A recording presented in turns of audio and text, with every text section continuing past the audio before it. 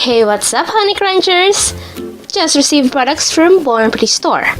Now, let me show you the products that I'm about to review. All of these products were sent to me by the company for review.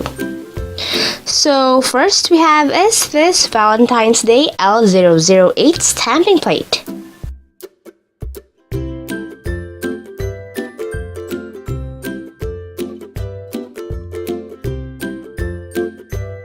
Then we have another stamping plate which is called Valentine's Day L010.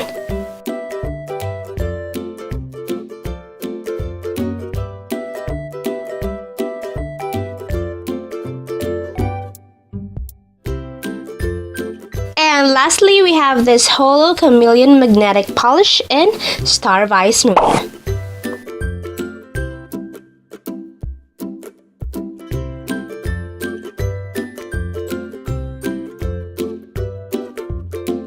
And that's all the products that I'll be reviewing.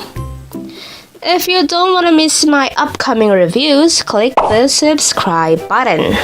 Don't forget to hit like and share this video to your awesome friends. Thank you so much, BornPrettyStore, for sending these products. And that's it for today, guys. Thank you so much for watching, and I'll see you on my next video. Bye!